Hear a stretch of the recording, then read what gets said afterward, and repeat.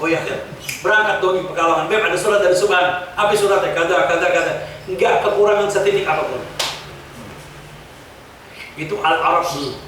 Mereka di zaman tersebut, mereka dengan menggunakan bahasa Arab, keindahan bahasa Arab, sastra bahasa Arab, dan mereka tidak lupa sedikit pun. Makanya syair-syair sampai sekarang riwayatnya ada. Syair fulan, karena kekuatan hafalan mereka. Nah, kalau umpamanya kemudian terjadi perkembangan zaman, mereka dengan kuda, dengan kilatnya, perkembangan zaman itu mereka kekuatan dengan hafalan. Jadi Rasulullah ngirim surat kepada fulan dengan hafalan. Jadi seperti apa? Saya berbicara, taruh di rekaman, klok, taruh rekaman. Habis itu ini suratnya dari fulan, hafalan. Orang dulu nggak pakai hafalan, hafalan di sini. Saking kuat hafalan mereka. Makanya Imam Al-Bukhari, beliau ini punya hafalan seperti Imam Syafi'i. Itu sekali ke bed lihat hafal, lihat ke bed langsung hafal. Imam Syafi'i lebih lagi, ketika ngelihat yang ini ditutup takut ketukeran hafalannya. Jadi mereka punya kekuatan hafalan bagaikan apa? Jadi mereka udah langsung hafal. Nah, kemudian terjadi perkembangan zaman. Untuk mengirim surat kan pengen cepat. Ada namanya telegram. Ada telegram, ada SMS ya. Gimana caranya biar cepat? Namanya dengan menggunakan hamam jazil. Dengan burung merpati. Tahu burung merpati?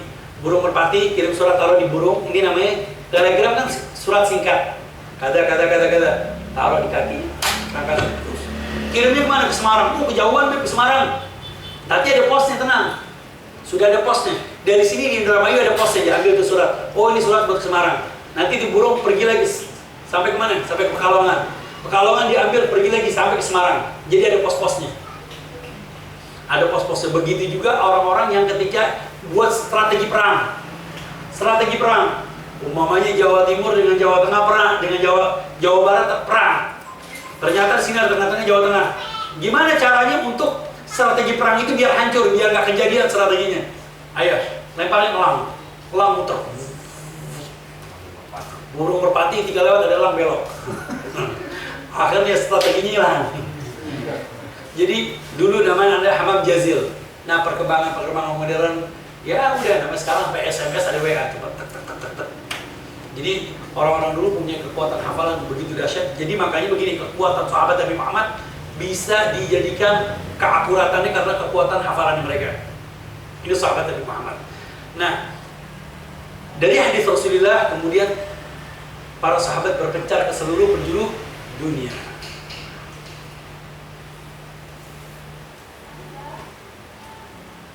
Hilang lagi nih.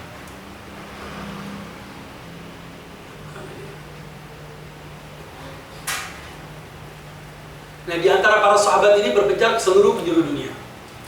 Mereka ada yang datang di Syam, ada yang datang ke Irak, ada yang datang ke Futuhat.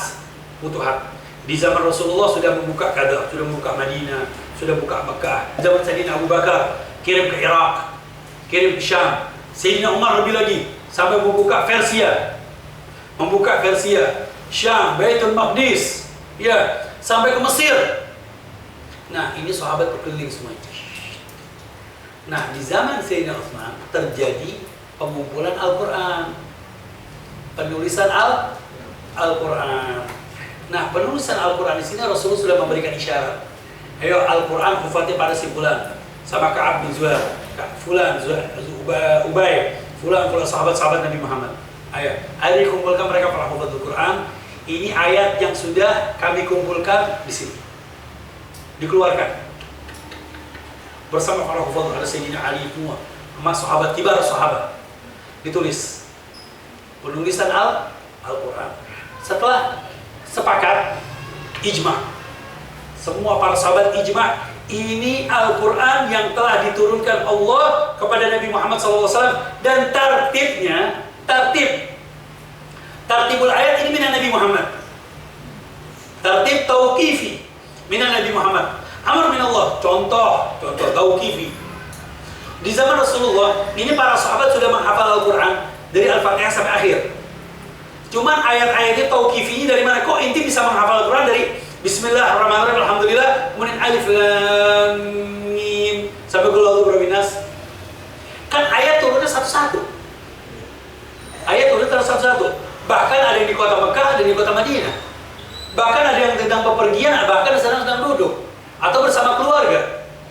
Ini sahabat mengumpulkan. Nah, Rasulullah mengumpulkan mereka para hufadzul Quran. Ayah, lihat kekuatan sahabat Nabi Muhammad.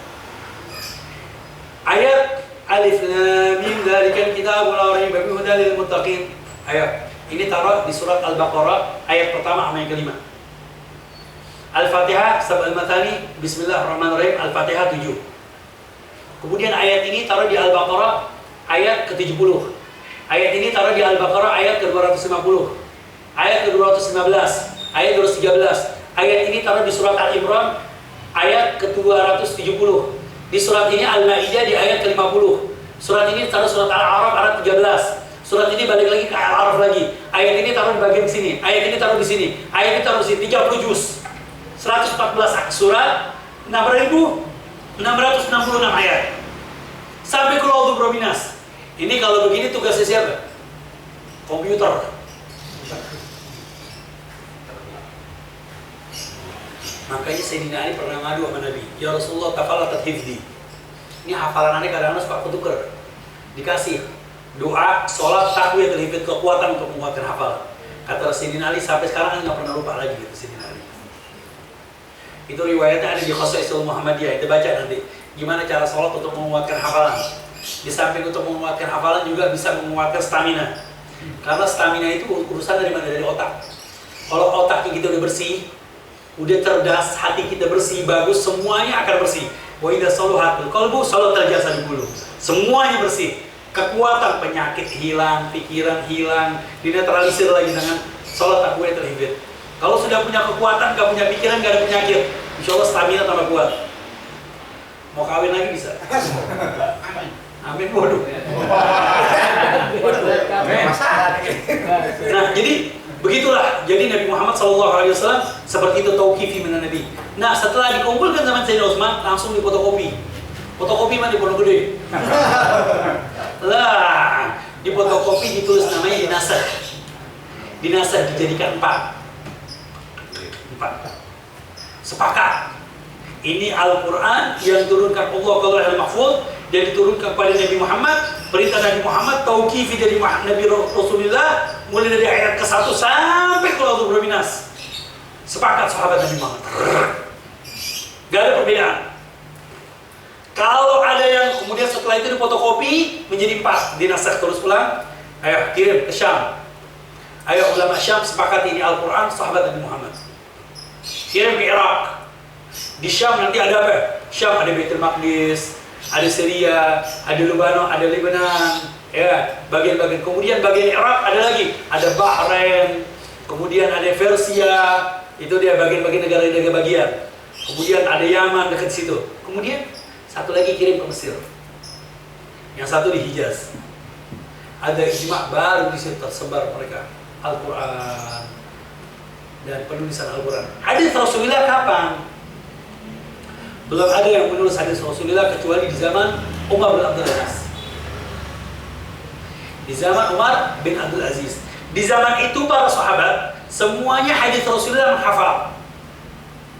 menghafal. Jadi Umar bin Abdul Aziz siapa sih? Umar bin Abdul Aziz bin Abdul Malik bin Marwan. Umar bin Abdul Aziz bin Marwan bin Hakam. Saudaranya Abdul Malik. Jadi kalau ingin berbicara beliau ada di Daulah Umayyah. Jadi kalau ada tertibul Khulafa ar-Rasyidin, yang pertama Khulafa ar-Rasyidin, kemudian setelah Khulafa Sayyidina Hasan, ya Sayyidina Hasan Khulafa ar-Rasyidin masuk karena kata Rasulullah al-khilafah 30 sana. Wa ma ba'dahu mulkul adud. Khilafah itu 30 tahun. Di antaranya 6 bulan Sayyidina Hasan masuk. Nah, setelah Sayyidina Hasan sampai Muawiyah. Ada Bani Umayyah. Tar dulu. Jangan terburu-buru dengan Bani Umayyah. Bani Umayyah selesai di Zaid bin Muawiyah. Dari Zaid bin Muawiyah, Yazid bin Muawiyah. Yazid bin Muawiyah pindah ke kota Makkah ke siapa? Ke Abdullah bin Zubair. Pindah lagi ke kota Makkah namanya Abdullah bin Zubair. Abdullah bin Zubair meninggal, pindah ke Abdul Malik bin Marwan. Kepada Abdul Malik bin Marwan, yang dimana dulu Abdul Malik bin Marwan Nah, dari Abdul Malik bin Marwan, naik Abdul Malik bin Marwan. Jadi khalifah. Abdul Malik. Setelah Abdul Malik turun kepada anaknya Walid. Nah, dari Abdul Malik ini baru namanya Daulah Umayyah. Namanya Daulah Umayyah. Bani Umayyah, Daulah Umayyah, kekuatan Bani Umayyah di sini. Di Abdul Malik. Dari Abdul Malik punya anak Walid, khalifah. Punya adik lagi namanya Sulaiman. Jadi, nah setelah itu baru mantunya Umar bin Abdul Aziz. Umar bin Abdul Aziz ini mantunya Abdul Malik bin Marwan. Dan Umar bin Abdul Aziz ini, Abdul Malik kan paman. Abdul Aziz ini pernah menikah dengan seorang wanita, cucunya Sayyidina Umar bin Khattab. Yang mana cucu Umar bin Khattab? Yang ketika Sayyidina Umar pernah berjalan-jalan ke kampung-kampung, ke desa-desa kota Madinah, ternyata terdengar dialog pembicaraan antara seorang ibu dan anak. Kata ibunya, "Ya binti, itu susu biar kita untung banyak, campurin dengan air." Kata anaknya, "Jangan bu, nggak boleh, dosa. Hukumnya nggak boleh mencampurkan susu dengan air." "Udah nggak apa-apa, kan nggak kelihatan. Jangan Umi, kita diomelin. Nanti ada Allah." Dia bilang, "Nah udah nggak apa-apa, yang lihat. Umi jangan, paling nggak nanti khalifah ngamuk. Itu bisa dipenjara sama khalifah Sayyidina Umar." Kata anak apa? Ya ammati, ya Umi. Anna Rabbu Umar yara, anna Rabba Umar yarana. Tuhannya Sayyidina Umar ngeliat katanya. Tuhannya Sayyidina Umar dengerin aja. Kata Umar, tandain di rumah. Setelah tandain Umar, tandain, besoknya Sayyidina Umar datang sama anaknya Gosip. Gosip datang, gak taunya dibuka pintu khalifah. Wah, ketakutan. Ada apa ini? Gak taunya datang di situ mau melamar bint sana. Buat anaknya Qasim. Nah, anaknya itu menikah, Qasim dengan putri ini, melahirkan seorang anak wanita yang dinikahkan oleh Abdul Aziz, punya anak Umar bin Abdul Aziz. Katanya Sayyidina Umar, dari keturunanku ini akan menjadi seorang khalifah, seorang malik, seorang raja. Jadi bilang raja ya, bukan seorang pemimpin yang keadilan ini mendunia. Bahkan keadilan ini bukan mendunia Umar bin Abdul Aziz. Keadilan ini bukan mendunia aja, bahkan sampai ke binatang. Di zaman Umar bin Abdul Aziz, itu serigala dan domba digembala bareng. Padahal serigala ini makannya apa? Domba. Tapi bisa diangon bareng-bareng deh. Kata orang bagian-bagian nih, diangon bareng-bareng, duduk bareng-bareng. Itu pernah Sayyidina Umar ada duit dari Baitul Mal, kelebihan uang. Ayo, anfiqu ala ulama. Ulama sudah kaya semua. Kepada talabatul ilm sudah kaya semua. Al-aitam wal awamil, semua sudah tercukupi dan sudah kaya semuanya. Sudah buat fisabilillah, sabilillah sudah tercukupi semua. Fuqara wal masakin sudah kaya semua kebagian, kata mereka.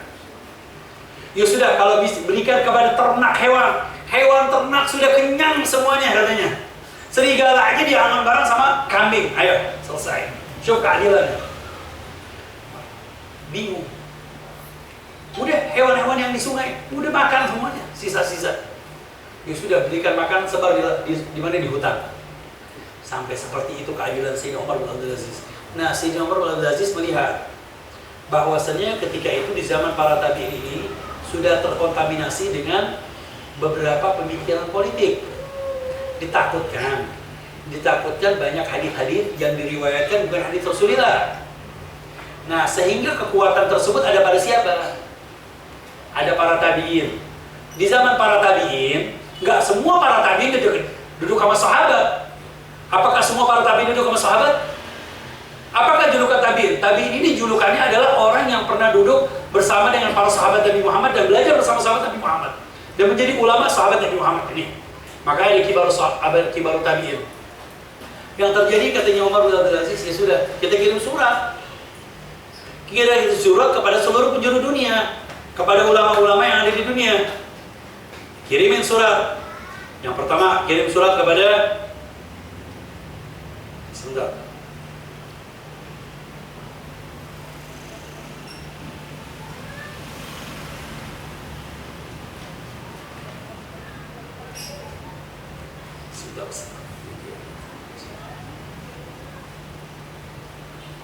Ini buat mengenal nama-nama ya.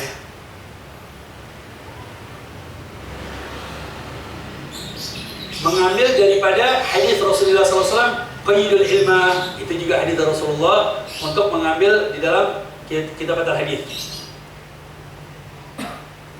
Anak ingin menulis apa namanya? Sedap.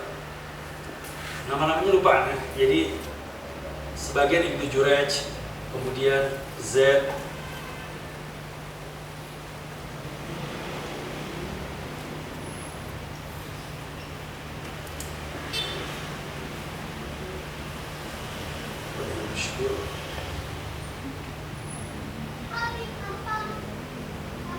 Paling enak pakai kitab juga sih.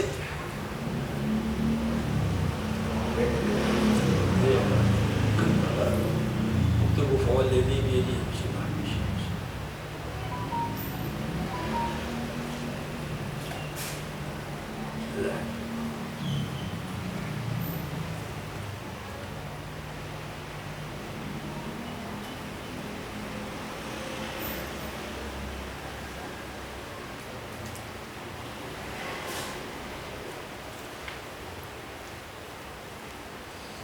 Nah, penulisan hadis tersebut memang sudah terjadi penulisan hadis. Jadi setelahnya itu Umar bin Abdul Aziz, di situ ada peninggalan Sayyidina Ali. Sayyidina Ali pernah menyampaikan hadis Rasulullah. Siapa yang meriwayatkan? Banyak di Irak, di Kufah, di Basrah. Itu diantaranya di Sa'ad Hasan al-Basri. Ada fulan-fulan. Kemudian di kota Makkah ada Ibnu Jurayj. Kemudian di kota Madinah Imam Nafi, Imam fulan kirim surat mereka. Kirim surat ke seluruh penjuru dunia. Pemimpin ini siapa? Muhammad Syihabuddin Az-Zuhri. Ramah al-Muzi, ya, Muhammad Syihabuddin Az-Zuhri kalau nggak salah di sini disebutkan seorang pemimpin ulama untuk mengumpulkan hadis. Maka dia bilang Amirul Mukminin fil hadis. Catat. Nah, ini namanya marhalah kitabatul hadis. Marhalah apa? Kitabatul jam'ul hadis. Pengumpulan hadis. Jamak pengumpulan hadis yang pertama. Yang kedua, terjadi marahil setelahnya. Setelah Umar bin Abdul Aziz turun zaman Imam Malik. Nah, di zaman Imam Malik ini kitabatul hadis. Ada yang buat muwatta, ada yang buat musnad, ada yang buat musannaf, ya. Ada yang buat namanya mu'jam, macam-macam. Setelah Imam Malik, ada Imam Syafi'i buat musnad, datang Al-Imam Bukhari. Karena kebanyakan di zaman tersebut punya kepentingan pribadi. Mereka tukang dagang itu sampai bisa membawakan hadis. Kalau Rasulullah SAW untuk kepentingan pribadinya, untuk apa? Jual cincin, umpamanya. Jual apa? Jual semangka, sampai membawakan hadis Rasulullah tentang semangka. Iya, yang raja-raja mengatakan, khalifah-khalifah mengatakan untuk membela tentang politiknya dia, partainya dia, dibawakan itu hadis. Sampai begitu. Iya, dulu di rame-rame waktu itu dulu kan, waktu itu di zaman partai kan, ya fawali wajhaka syatrul masjidil haram, Ka'bah, ya. Kullu man 'alaiha fan. Wa yubayyi'unaka tahta syajarah, Golkar. Wah, ini ada kepentingan hadis, mereka membuat hadis Rasulullah. Ternyata la ilaha illallah. Wah, ini kepentingan pribadi, nggak bisa. Datang Imam Bukhari. Ini saya harus mengumpulkan hadis Rasulullah SAW. Mengumpulkan hadis yang bagaimana, yang sahih, yang riwayat yang sahih, yang benar-benar dari Rasulullah SAW yang akurat. Padahal Imam Bukhari sudah hafal berapa? 1 juta hadis. Sudah menghafal 1 juta hadis. Makanya beliau setelah berkeliling ke seluruh penjuru dunia, ulama-ulama diambil hadis diambil. Nah, kemudian beliau akhirnya duduk di kota Makkah, mulai menghadap Masjidil Haram, disari semuanya. Dari 1 juta hadis, 600.000 hadis disari sama beliau yang sahih. Ada berapa? 70.000 hadis. Disaring menjadi 70.000 hadis. Dari 70.000 hadis, beliau sholat di Ka'bah, istikharah, minum zam-zam, dikumpulkan hadis Rasulullah. Selama berapa tahun? 16 tahun. Kadang di kota Mekah, kadang di kota Madinah, kadang di Bukhara, kadang di Samarkand, keliling, kumpul hadis. Satu, 16 tahun. Dari 70.000 hadis, diintisari lagi hadis yang sahih, yang paling akurat dengan kaidah Imam Bukhari. Dengan riwayat-riwayat Imam Bukhari. Ada berapa? 7.000 hadis. Makanya cuma 7.000 ini. Cuma 70.000. Bahkan banyak hadis-hadis yang berulang-ulang kali. Mungkin ada 1.500 hadis yang berulang-ulang kali. Itu kecerdasan fikihnya Imam Bukhari. Cuma 7.000 hadis. Makanya yang menyetujui siapa? Yang memberi rekomendasi Imam Ahmad bin Hanbal. Gak salah. Ini adalah yasbiq qablahu minal ulama. Belum pernah ada ulama yang menyusun kitab seperti Imam Bukhari.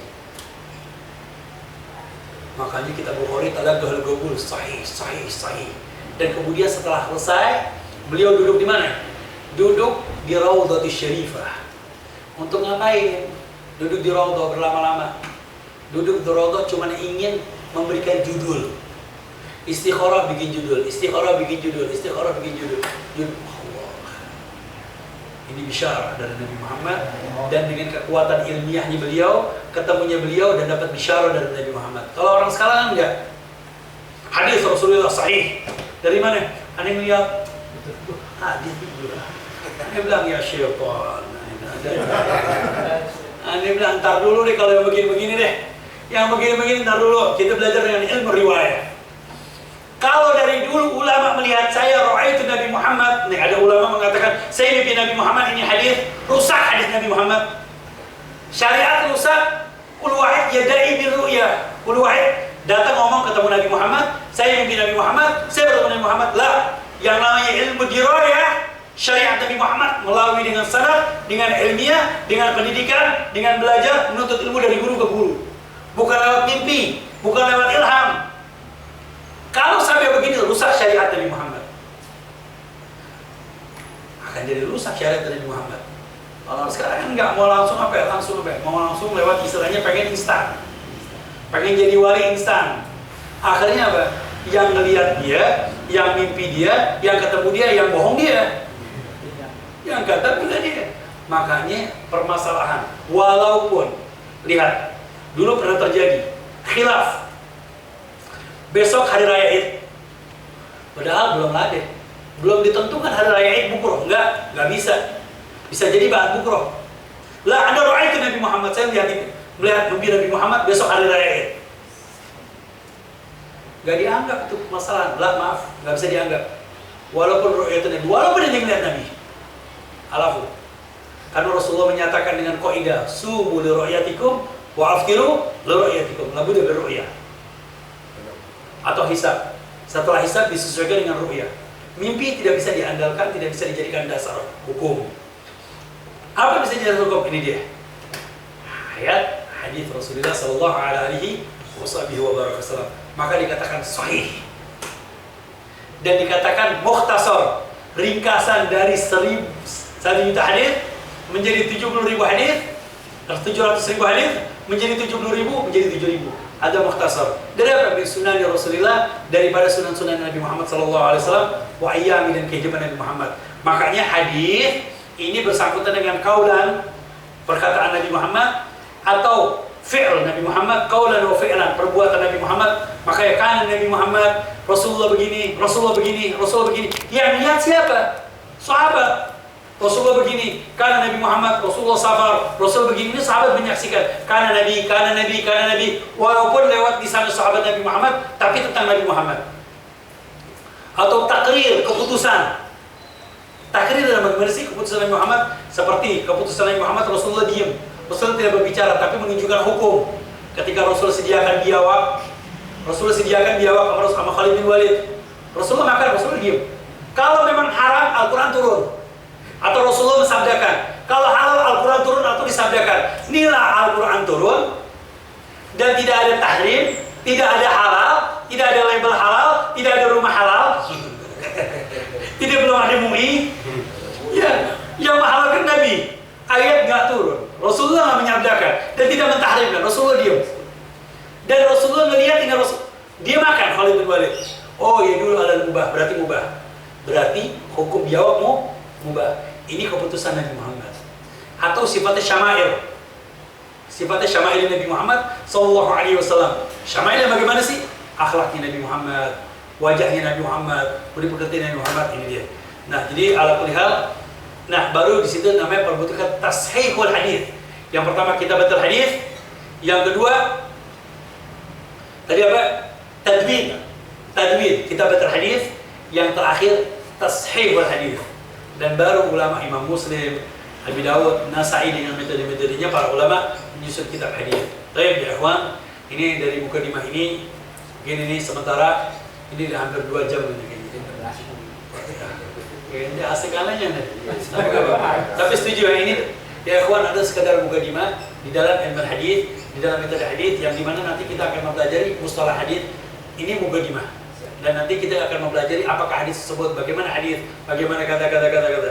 Baik, ini hadis saya cukupkan bahwa cukup 2 orang aja yang baca ya. Insyaallah kita teruskan nanti. Kita lihat penanggalan nanti. Insyaallah ada Doni, ada Haji Subhan yang menentukan tanggalnya. Biasanya kita insyaallah hari Sabtu minggu terakhir gitu aja deh. Iya. Hari Sabtu minggu terakhir kita kumpul bersama, kita baca Bukhari, kemudian mustalah hadis. Dan kita ingin mempelajari tentang istilah-istilah terhadis dan kemudian hadis sawi. Baik, mungkin hari ini ya ikhwan, ya habaibi wa asatidati wa nashkuru ilaikum wa jazakumullah khair wa barakallahu fina wa fikum wa jal mustama'an an samarhuma wa tafarraqu min ba'd tafarraqu masuma wa la tajal fina wa la minna syakiyan wa la mahruma Allah wa la tada fi maqamina hadha wa fi jalsatina hadha dhamman illa ghafarta wa la hamdan illa farajta wa la mardan illa shafaita wa la hajat illa qadaita ya arhamar rahimin. بفضل سبحان ربك رب العزة عما يصفون وسلام على المرسلين والحمد لله رب العالمين ثم السلام عليكم ورحمة الله تعالى وبركاته. ربنا انفعنا بما علمتنا علمنا الذي ينفعنا رب فقهنا وفقه حالنا وقرابة لنا في ديننا مع القدر أنثى والذكر رب وفقنا وفقهم لما ترتضي قولا وفعلا كرما وارزق الكل حلالا دائما واخل عتك يا علماء نهضى بالخير ونوق كل شر ربنا اصلح لنا كل الشؤون واكرم الرضا منك العيون واقض عنا ربنا كل ديون قبل ان تاتينا رسول المنون واغفر واستر انت اكرم من ستر وصلاه الله تبشى المصطفى من الى الحق دعانا والوفاء بكتاب به للناس الشفاء وعلى الآل الكرام الشرفاء وعلى صحب المصابيح الغرار اللهم اهدنا بهداك سالم برضاك ولا تجعلنا ممن خالف امرك وعصاك من الله ونعم الوكيل ولا حول ولا قوة إلا بالله العلي العظيم وصلى الله على سيدنا محمد والحمد لله رب العالمين. Nanti doa ya Rabbana anfa'na bima 'allamtana biar nanti dibaca bareng-bareng ya. Ya, dibagi dia.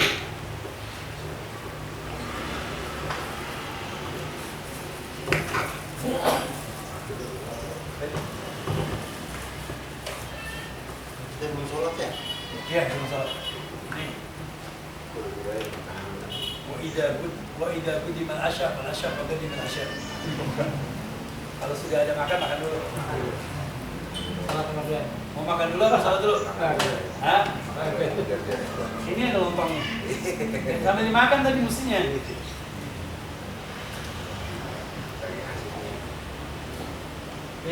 Apa? Untuk pertemuan berikutnya boleh nggak saya waktu 5 menit untuk melontarkan masalah